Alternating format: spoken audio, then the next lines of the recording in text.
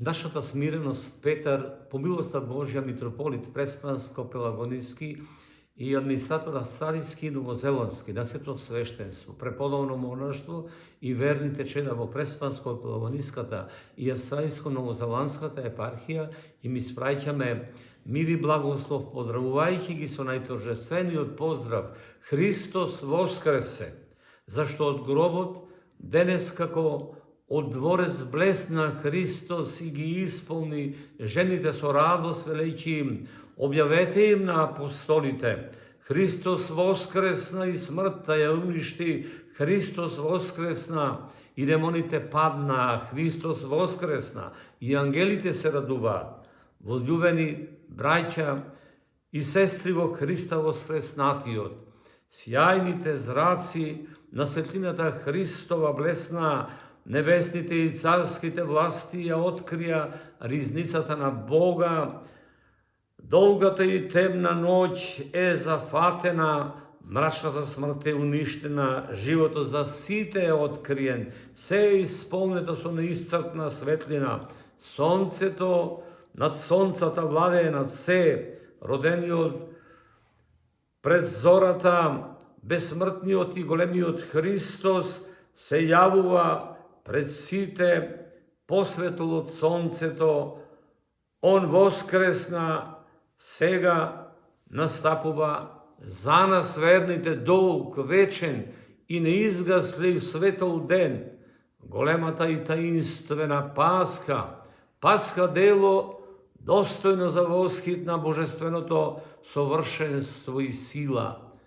Божественото совршенство и сила, браќа и сестри, во оваа светлозрачна ноќ, која го соедини блесокот од кандилата со раните зраци на сонцето и го произведе денот, непрекинат одмеѓу просторната темнина, да размислиме за пророштвото кое вели: овој ден е што го создаде Господ, за да се зарадуваме и да се развеселиме во него.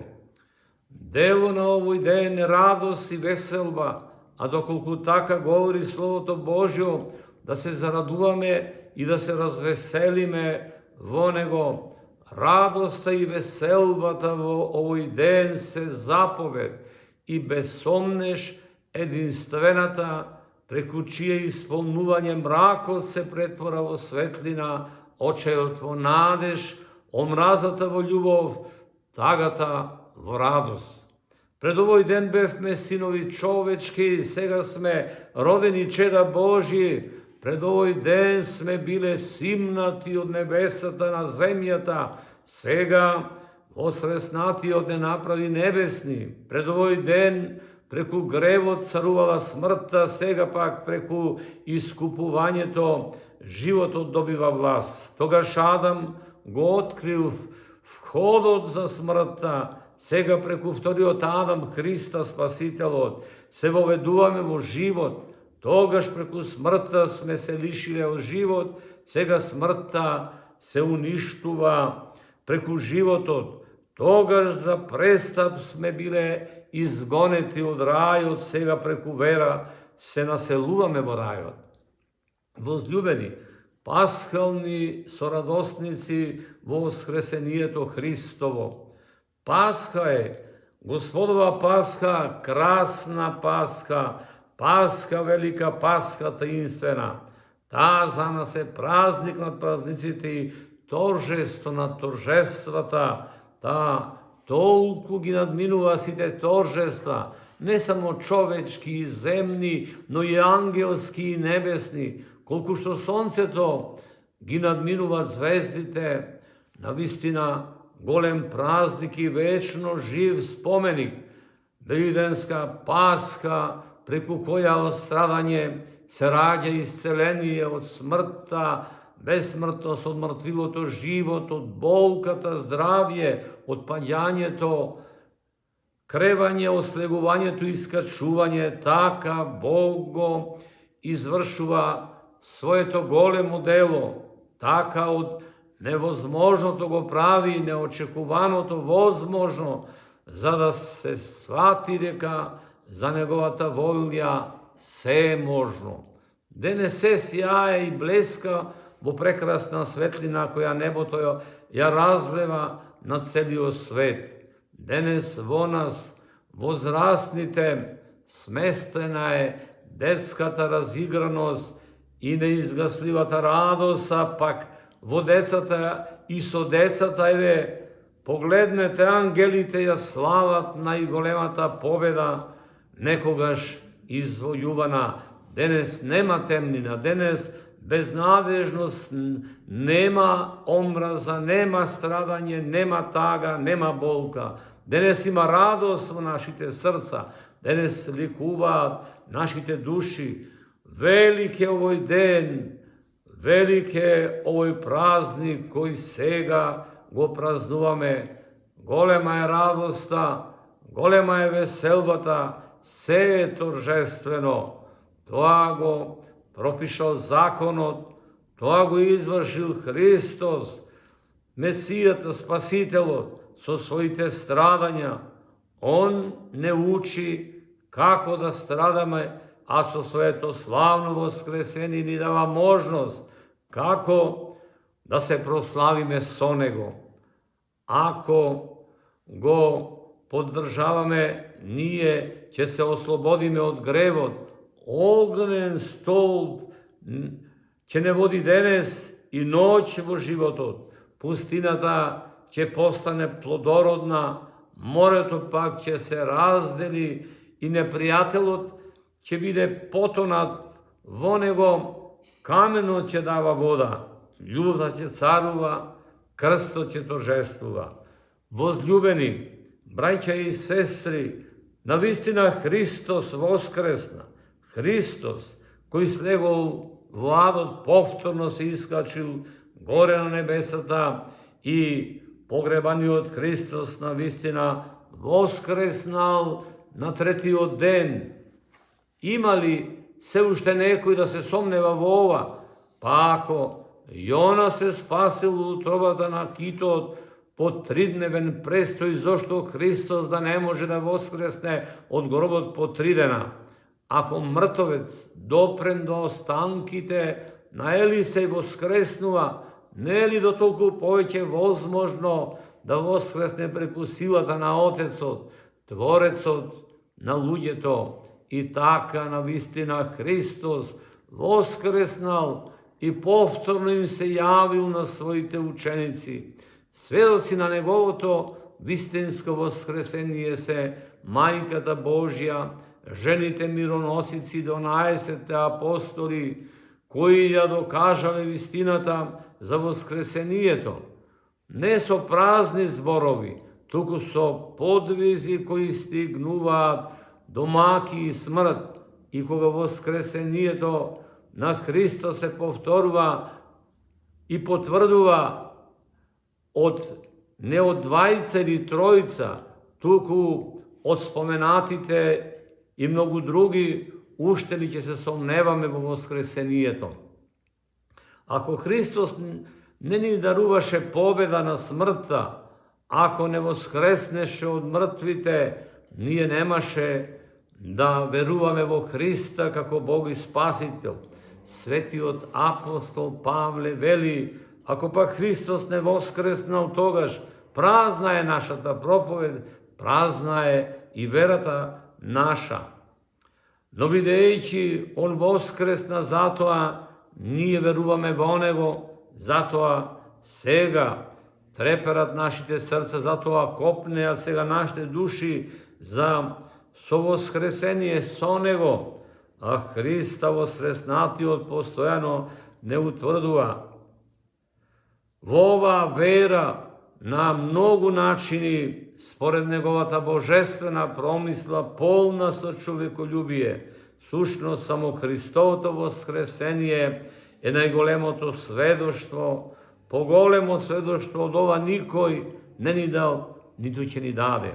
Возлюбени наши чеда, синови и ќерки на воскресението, како што во современиот свет, така и во нашата земја, изникнуваат здруженија и организации кои бараат некакви или поголеми права. Mnogo često vakvite združenija barajući gi svojite prava na protesti i sobiri, svoj gnev za svojite nerealizirani stavovi, ideji i zamisli, najprvo gi nas očuvat i peruvat kon crkvata, jedno takvo, така наречено феминистичко здружение во текот на Великденскиот пост, протестирајќи за своите права, имаше крајно невкусен, транспарентен однос против црквата. Сушност, невкусно е насочено и кон самиот Спасител Христа, кој е глава на црквата. Во реалниот свет не постои право без обврски, тоест секое право доаѓа во пакет со одредени должности. Во минатите векови до феминизмот и еманципацијата на жената, таа била сопруга, мајка и домаќинка, а денес таа е високо еманципирана со забележителни позиции во општеството, но често и разведена и самохрана мајка. Кога некој бара повеќе или поголеми права, треба да е свесен и подготвен, а и способен да извршува повеќе и поголеми должности, односно да извршува повеќе и поголеми должности и права, треба за тоа ние да сме способни и на големи жртви, треба дури да се одречеме од себе си, да живееме и да се трудиме за општо добро, за повисоки цели и идеали, да ги исполнуваме општо прифатените начела за етика и морал, да ги правиме општеството и светот подобри. Воспротивно, остварувањето на права без должности, што најсоодветно се нарекува анархија и хаос, го расипува и изопачува светот, кој како таков ја губи својата рамнотежа и хармонија. Токму таков е современиот свет, во кој семејството е поделено и дисфункционално, а човекот е се поизгубен. Ете, таквото барање права, без должности, кое всушност ги негира и се протиставува на основните човекови вредности, е резултат на најпогубната и најотровната на човекот понудена идеологија, нихилизмот. Но да внимаваме, вонме на нашето општество москавишно му се заканува уште поопасна, попогубна и поотровна идеологија, родовата еднаквост. Ова идеологија, односно манипулативна терминологија, е богохулна, противприродна, изопачена. Господ ги создаде машко и женство и се друго, изменето поинакво и поразлично од Божјото создание е ненормално и со тоа е неприфатливо.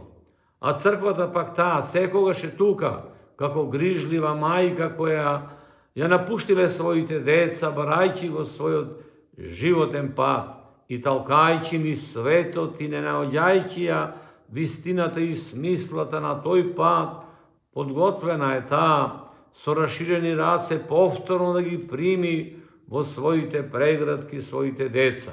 Само недоволното и суштинско познавање на Словото Божјо, на Евангелието, односно учењето на црквата, може човекот да го натера да ја обвинува.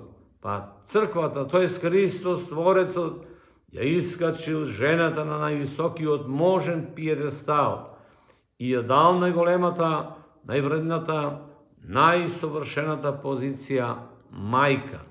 Црквата ја постави жената за свештеник, жртвоприносител во домашната црква семејството. Логосот Божи, бидејќи е Бог, можел на многу начини да дојде како човек во светот, но благоволил да се смести во мајчината утрова, во Марија Дева и така преку жена, односно секогаш девојка, да дојде спасението на светот. Жени биле prvite koji se udostojili da go vidat Hrista, voskresnat, i prvi koji go slušnale pozdrav od voskresnatiot, raduvajte se. I nije danes, obraćajki vi se, go povtoruvame pozdravot na Hrista voskresnatiot, raduvajte se site braća i sestri, maži i ženi, raduvajte se, zašto Hristos ja pobedi smrta i voskresna od mrtvite, i so toa nija dal najgolemata pričina, so najgolemo to pravo da se raduvame.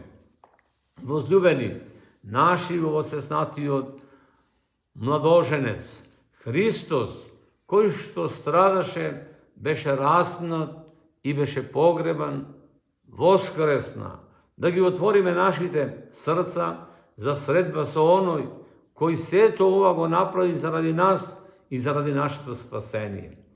Да бидеме светол украс на свадбената поворка која започнува od Hristovijut grob i završuva na nebesata. Da go naполниме брачниот двор, храмот Божи, и да земеме учество во ова величествено свадбено торжество во кое сите се облечени во свадбени облеки и никој не се истерува надвор од таму затоа што нема свадбена одежда, да се насладуваме od velelепноста i nepresušnata gozba koja Gospod je prigotil za nas.